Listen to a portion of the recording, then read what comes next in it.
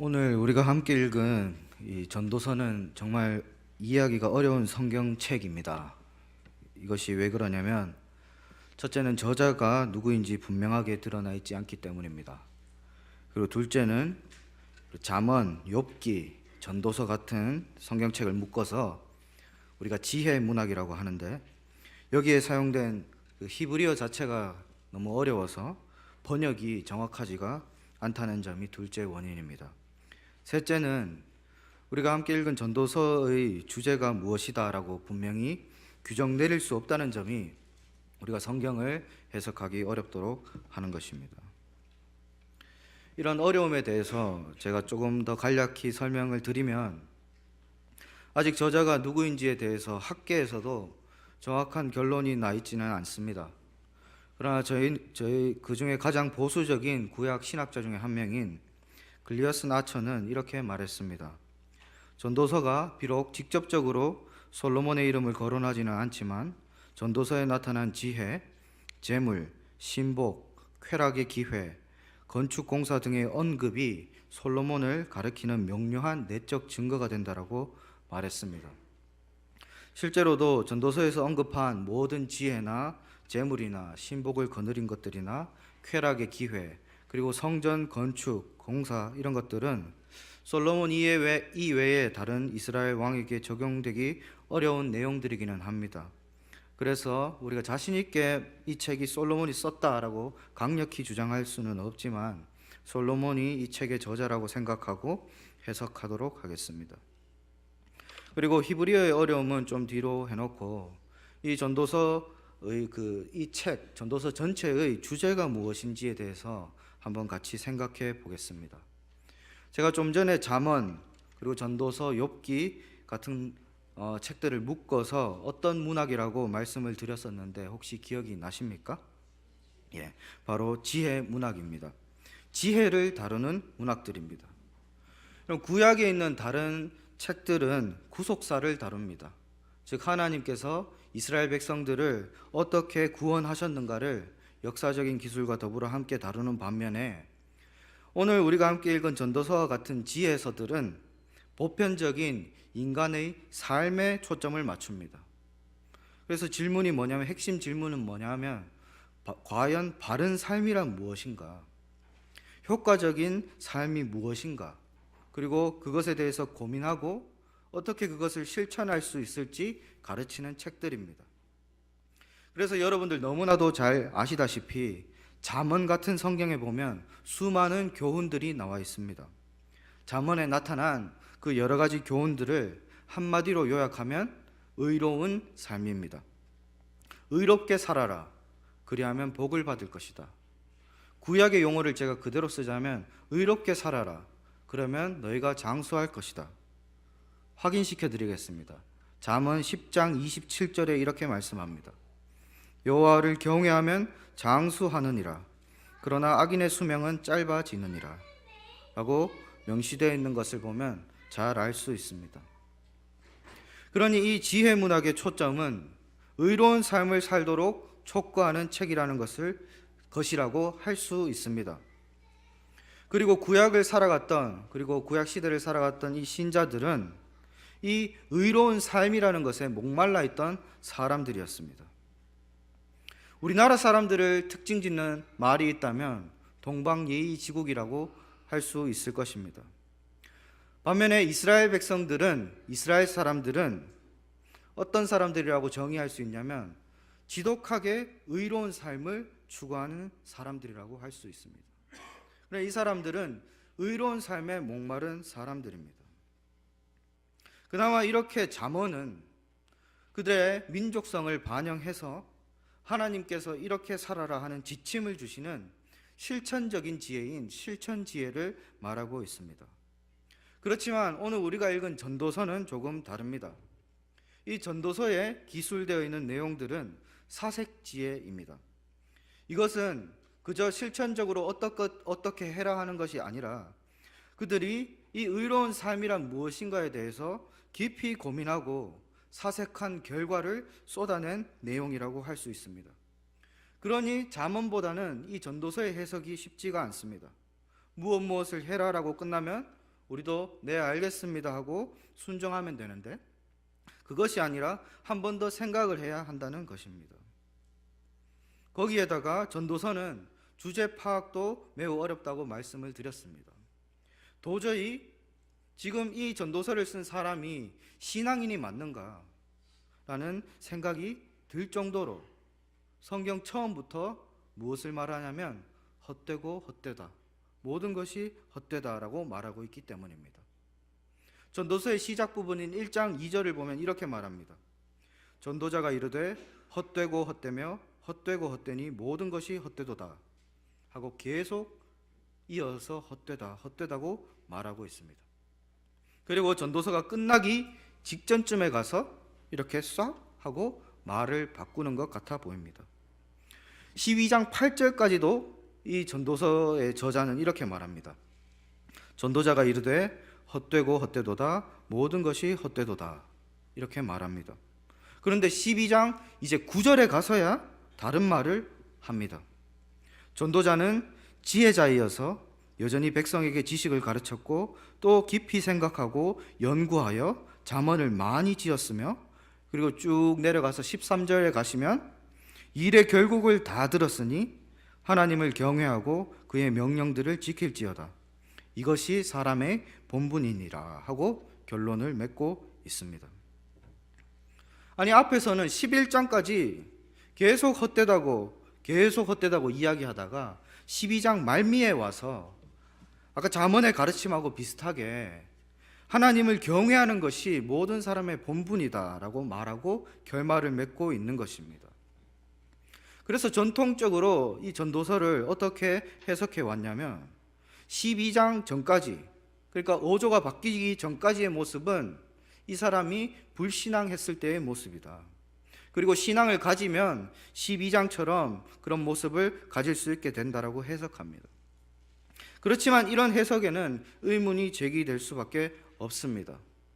왜냐하면 첫 번째는 이것이 성경인데 불신앙의 모습을 묘사하기 위해서 전체 성경 중에 거의 11장, 거의 12장에 가까운 내용을 성경이 불신앙의 모습을 언급하고 있다는 것은, 그리고 신앙의 모습을 말미에 잠시 언급하고 만다는 것은 조금 어색해 보이기 때문입니다. 두 번째는 이렇게 11장에 걸친 그 전반적인 내용을 보면 그 내용 중간중간에도 이 전도자는 계속 의로운 삶에 대해서 찬양하는 내용들을 나타내주고 있기 때문입니다. 헛되다고 지속적으로 이야기하면서도 중간중간에 계속 하나님의 지혜를 찬양하고 있는 모습들이 나타난다는 것입니다. 오늘 본문을 통해서, 함께 읽은 본문을 통해서 그것을 한번 확인해 보도록 하겠습니다. 전도서의 특징이 굉장히 잘 드러난 본문이라고 할 수 있습니다. 오늘 읽은 2장의 내용은 전도자 자신이 이 인생을 두고 했던 실험이랄까요? 인생을 두고 굉장히 면밀하게 연구를 진행을 했습니다. 자신이 생각한 특정 인생의 주제에 대해서 아주 세세히 연구했습니다. 그래서 2장 1절부터 11절까지를 보면 무엇을 이 사람이 연구했냐면 쾌락에 대해서 연구했습니다. 쾌락이 뭘까? 즐거움이 뭘까? 그렇게 해서 이 사람이 왕궁도 넓혀보고 후궁도 많이 거느려보고 또 여러 가지 할 수 있는 것들을 모든 것을 다 해봤는데 그것 자체도 지나고 보니 헛되다라는 결론을 내렸습니다. 그리고 이어서 12절부터 이제 구약 사람들이, 이스라엘 사람들이 그토록 갈망하는 의로운 삶 혹은 지혜에 대해서 이 사람이 연구하기 시작했습니다. 그래서 자신이 연구한 범위가 어느 정도가 되는지를 12절에서 설명하고 있습니다. 그래서 한쪽 편으로는 지혜에서부터 다른 쪽으로는 우매한 것까지 자신이 면밀히 샅샅이 살폈다는 것입니다. 그래서 12절 전반부를 보시면 이렇게 말합니다. 내가 돌이켜 지혜와 망령됨과 어리석음을 보았다라고 말합니다. 이것은 뭐냐 하면 자신이 지혜, 망령됨, 그리고 어디까지? 어리석음, 그 우매함까지 면밀하게 살펴보았다는 것입니다. 그런데 살펴본 결과가 어떠한가? 그 살펴본 결과는 상당히 부정적인 결론으로 이어집니다. 뭐라고 말하냐면 12절 후반부입니다. 내 다음에 오는 사람이 도대체 무슨 일을 할 수 있겠는가? 이미 되어진 것밖에는 할 것이 없다. 이렇게 말하고 있습니다. 자신이 지혜에 대해서 면밀히 살펴봤는데 살펴보니까 딱히 새로울 만한 것이 없다는 말입니다. 상당히 이 세상에 대해서 냉소적인 표현을 하고 있습니다.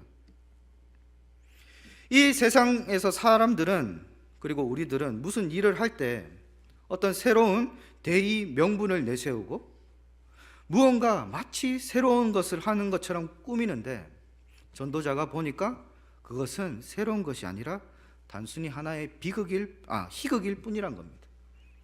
왜냐하면 세상은 하나의 희극인데 그것이 연극 같고 인생은 그저 그 희극 속의 비극처럼 이 사람이 느낀 것입니다. 여러분, 큰 대의 명분을 내세워서 하는 일들이 다 꾸며내는 이야기라는 것입니다. 예를 들어서 미국이 이라크나 중동 국가에 대해서 이런 테러와의 전쟁이라는 큰 대의 명분을 내세울 수 있을 것입니다. 하지만 그 뒤에는 다른 속셈도 있을 수 있습니다. 무기 산업 육성이나 유가 조절 같은 상당히 이런 경제적인 이익들을 배후에 두고 그런 희극을 펼쳐 보이는 것입니다. 그런 면에서 전도자는 이 세상살이는 정말로 참 그저 희극 같다라고 말하는 것입니다. 내가 이만큼 이루고 이만큼 성취했고 이만큼 업적을 이루었는데 내 뒤를 잇는 왕이 새로 할 것이 무엇이 있겠는가, 그렇게 말하는 것입니다. 우리가 뭔가 이 세상을 살면서 엄청난 일을 하는 것 같은데 사실 그런 것은 없다라는 것을 지혜자는 말하고 있습니다. 전도자는 말하고 있습니다. 그런데 13절에 가자마자 이런 부정적인 어조를 딱 바꿉니다. 13절을 보시면 내가 보니 지혜가 우매보다 뛰어남이 빛이 어둠보다 뛰어남 같도다 말하고 있습니다. 좀 더 의미를 제가 잘 살려서 번역을 해보면 지혜로운 것이 어리석은 것보다 남는 것이 많다, 혹은 지혜로운 것이 어리석은 것보다 얻는 것이 많다라고 말하고 있는 것입니다. 그런데 지금 이 전도자의 말이 이상한 것이 전도서 1장을 보면 그가 이렇게 말합니다. 모든 것은 헛되다 하는데 그 이유가 뭐냐면 얻는 것이 없기 때문에, 남는 것이 없기 때문에 헛되다고 말하고 있습니다. 그런데 여기서는 지금 오늘 본문에서는 지혜가 유익하다라고 말하고 있는 것입니다. 하나님의 공의대로 살아가는 것이, 지혜를 가지고 살아가는 것이 유익하다라고 말하고 있습니다. 인생에는 별 새로울 것이 없다라고 말하다가 갑자기 지금은 또 지혜가 유익하다라고 말하고 있습니다. 그리고 14절에도 이어서 지혜가 유익함을 또 언급하고 있습니다. 14절 전반절은 이렇게 쓰여 있습니다. 지혜자는 그의 눈이 그의 머릿속에 있고 우매자는 어둠 속에 다닌다. 그렇습니다. 하나님의 공의를 인정하는 사람, 그리고 지혜가 있는 사람들은 머리에 제대로 눈이 달려서 잘 볼 수 있다는 말입니다.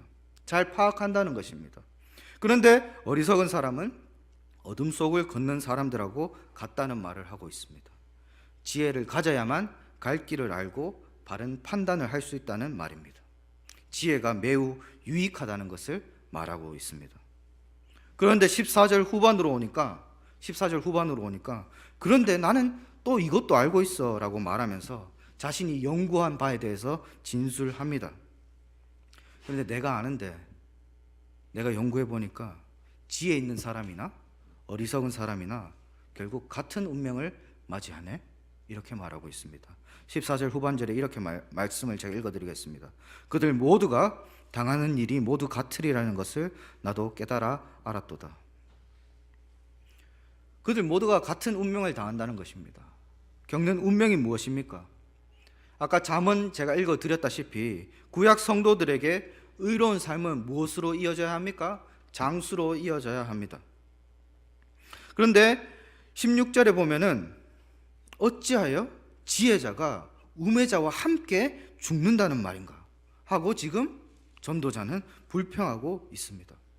지혜자나 우매자나 같은 죽음을 맞이하더라는 것입니다. 아니, 우매자, 어리석은 자들이 만나야 할 그 운명이 왜 믿는 사람인 지혜를 가진 우리들에게도 동일하게 다가와야 하는가? 그럴 것 같으면 왜 내가 지혜로워야 했던가? 왜 내가 하나님을 경외했던가? 결국 똑같은 운명을 맞이할 것이라면 그 질문을 하고 있는 것입니다. 오늘날 우리의 말로 바꾸어 보면 왜 나는 주일을 한 번도 안 빠지고 그렇게 열심히 성수했던가? 왜 나는 목장 모임을 그리고 순장 모임을 한 번도 안 빠지고 열심히 참석했는가? 왜 그렇게 목장 모임은 열심히 인도하고 교회 청소 주말마다 하고 왜 그렇게 나는 열심히 했던가? 그 말을 하고 있는 것입니다. 그렇게 해봐야 결국 다 똑같은데. 지혜자는 오늘 왜 이런 말을 하고 있을까요? 지혜자는 왜 지금, 전도자는 왜 지금 지혜를 부정하고 있겠습니까?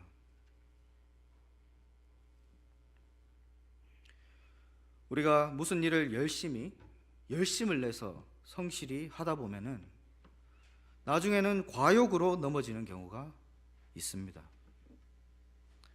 어느 정도 했으면 만족을 해야 되는데 그것을 넘어서서 과욕이나 집착으로 넘어가는 때가 있습니다. 그것이 잘못되었다는 것입니다. 이 전도자는 쾌락도 경험했고 그것의 유익과 폐단도 다 살폈습니다. 동시에 지혜도 유익하다는 것을 인정합니다. 지혜 자체의 유익을 인정하지만 그 지혜에 대한 것도 과욕으로 가고 상대방을 들들 볶고 본인 스스로에게나 남에게나 무리한 요구를 하게 되는데 그것을 그만하라는 것입니다. 우리가 뭔가 의지를 가지고 또 열정을 가지고 노력하다 보면은 나도 모르게 과욕으로 넘어갈 때가 있습니다. 그래서 15절에 지금 지혜가 헛되다고 이야기하고 있는 것입니다. 내가 내 마음속으로 이르기를 우매자가 당한 것을 나도 당하리니 내게 지혜가 있었다 한들 내게 무슨 유익이 있으리요 하였도다. 이에 내가 내 마음속으로 이르기를 이것도 헛되도다 하였도다. 이렇게 13절과 14절 전반절에서는 지혜를 긍정했던 전도자는 14절 후반절과 15절에서 지혜자나 우매자나 똑같다고 말하고 있습니다. 앞에서는 지혜가 좋다라고 말하고 뒤에서는 지혜로우면 복을 누리고 우리가 장수한다. 그 원리가 이 세상에는 잘 적용되지 않을 때가 있다라는 것을 말하는 것입니다. 그러니 내가 지혜로워 봤는데 내가 지혜로워 보니까 어리석고 악한 자들이 닥치는 결과와 같은 것을 내가 경험하고 나니까 내가 왜 그렇게 지혜로우려고 노력했는지 모르겠다.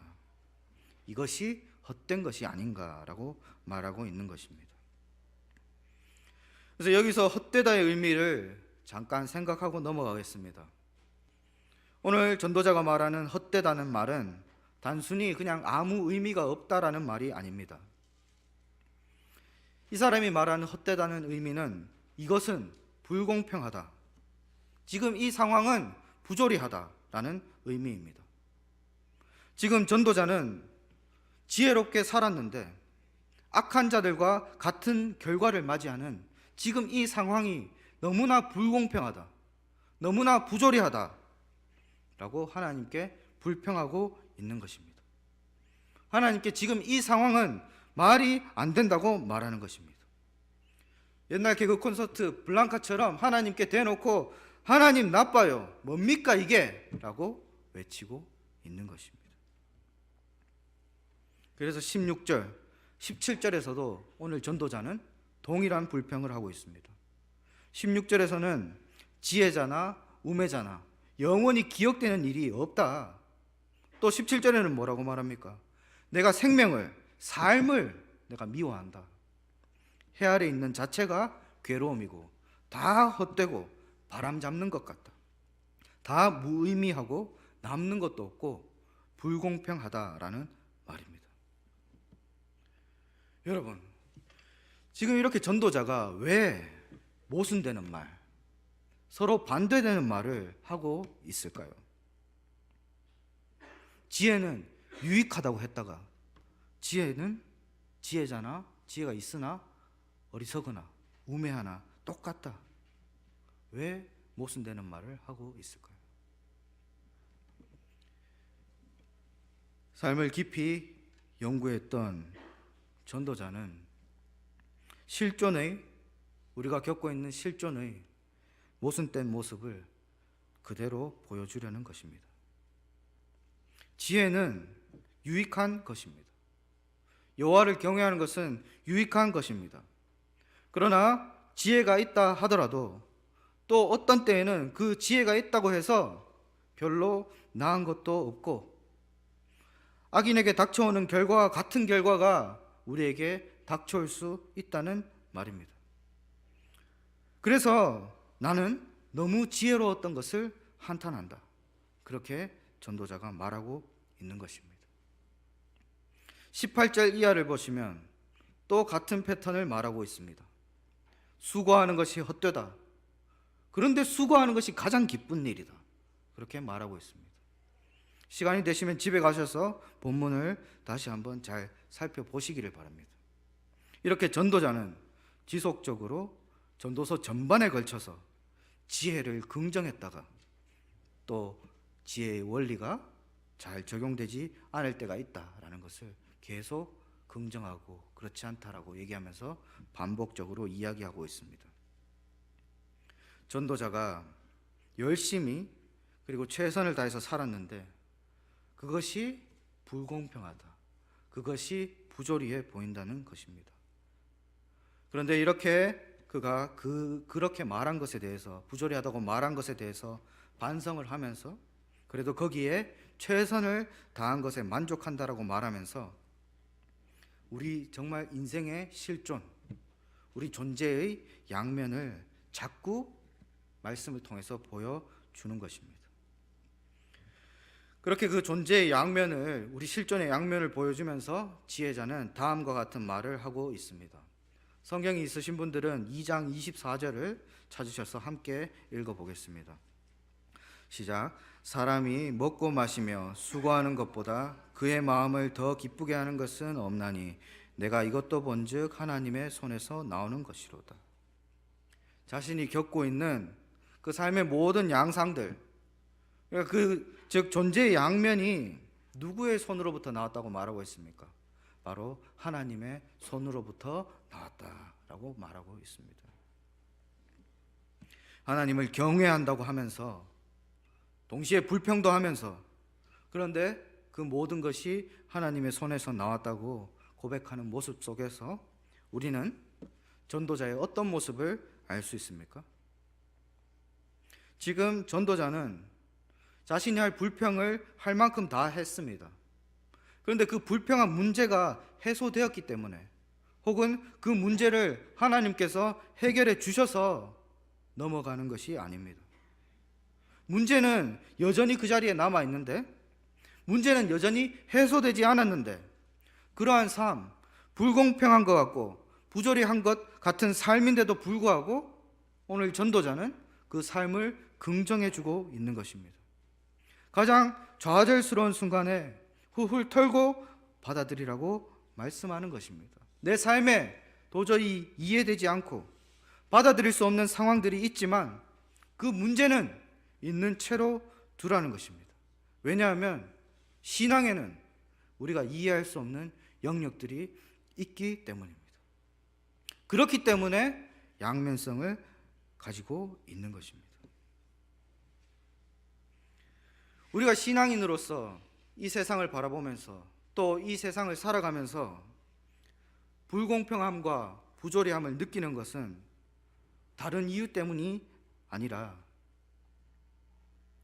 오늘 이 자리에 앉아 계신 우리 심령 가운데 거하시는 성령 하나님께서 그 부조리함을 보고 그 불공평함을 보고 탄식하시는 그 탄식에 우리가 공감하기 때문에 우리도 동일하게 부조리하고 불공평하다고 느끼는 것입니다. 성령 하나님께서는 우리 안에 거하시면서 하나님의 자녀에게는 이런 복이 주어져야 마땅한데 그렇지 못한 현실을 바라보시면서 탄식하고 계시는 것입니다. 우리는 그 성령 하나님의 탄식에 공감하는 것입니다. 이 세상을 한번 바라보십시오. 정말 우리가 바라볼 때 예수 그리스도의 피로 주고 세우신 이 교회가 정말 이 세상 속에서 영광을 받으며 그 지위를 누리고 있습니까? 우리는 예수님께서 피로 사신 교회의 구성원들입니다. 또 우리는 하늘 시민권을 가진 사람들입니다. 우리 한 명 한 명이 정말 이 세상 속에서 살아가면서 그 영광을, 하늘 시민다운 영광을 누리고 있습니까? 그렇지 못한 모습을 보시면서 성령 하나님께서 우리 안에서 탄식하고 계시는 것입니다. 성령 하나님의 그 탄식을 하나님은 들으시고 응답하실 줄 믿습니다. 그렇기 때문에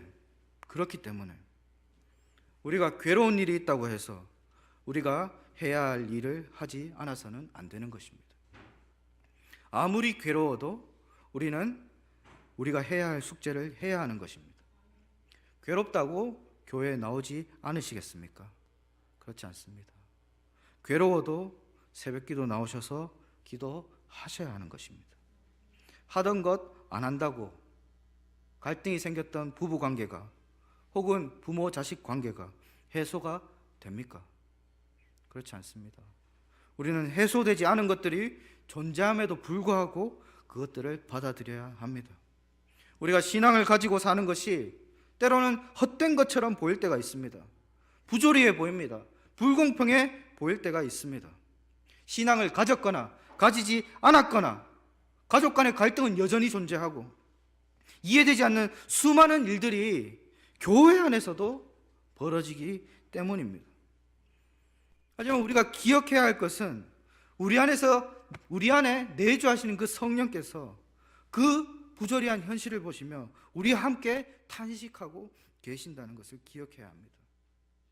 나아가서는 지금 겪고 있는 그 모든 것이 오늘 전도자의 말처럼 하나님의 손에서 나왔다는 것을 또한 우리는 기억해야 합니다.